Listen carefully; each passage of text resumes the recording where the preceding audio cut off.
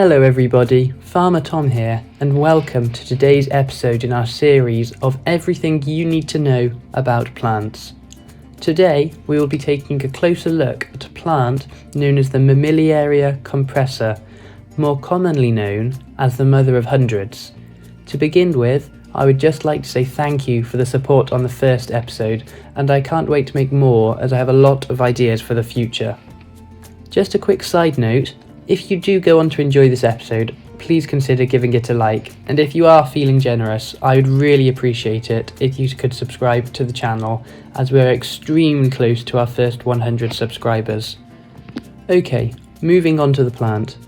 The Mother of Hundreds is native to the northern and southern parts of Mexico, while also spreading to the southern parts of the United States of America in the north, and distributing itself to countries further south, such as Venezuela, Colombia, and the Caribbean. In the past, the spines of the plant have been used as fishing hooks, predominantly in Mexico.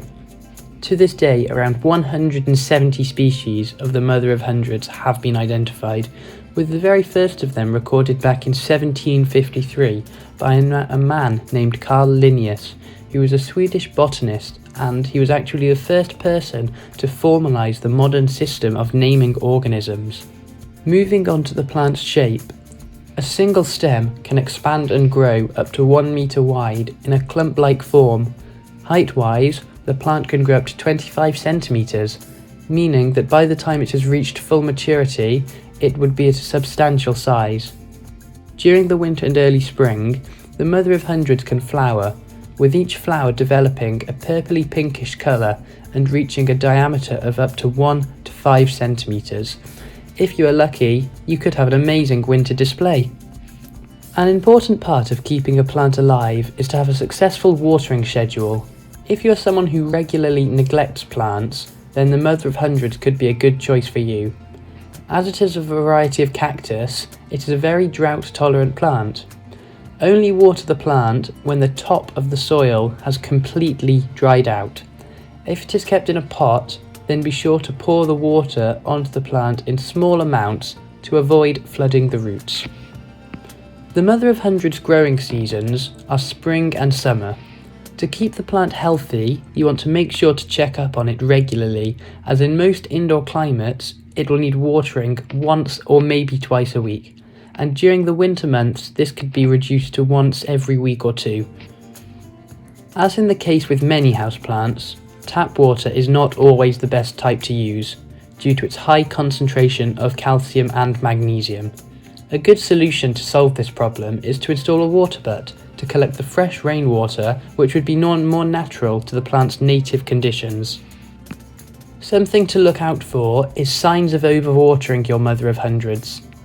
Symptoms include yellowing on the stems. If you continue to give this plant excess water, it can quickly lead to root anoxia and root rot. If you live in a warm climate and you keep the plant outside, as long as temperatures don't drop below -5 degrees Celsius or 23 degrees Fahrenheit, keeping the plant outside over winter should be no problem. If you want to boost your plant's chance of having a healthy life, then feeding it with a high potassium liquid during the summer could increase your chance of spring blooms the following year. As the Mother of Hundreds is native to the Mexican deserts, when potting the plant up, make sure to use a gritty mix to allow for free draining water, which would reduce your chances of root rot. Finally, I will finish off with 3 reasons why you should have a go at growing one of these marvellous plants. Number 1. Their bright pink blooms will brighten up any gloomy space, and as direct sunlight is not key, then it could make a perfect desk plant.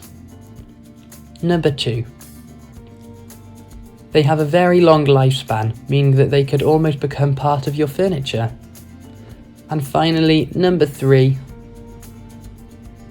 They can improve your focus while working, meaning for a more productive lifestyle.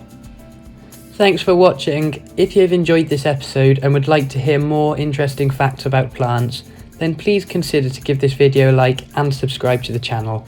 And if you have any suggestions for a plant that you would like to learn or hear about, then please leave a comment below. Thanks for watching. Bye!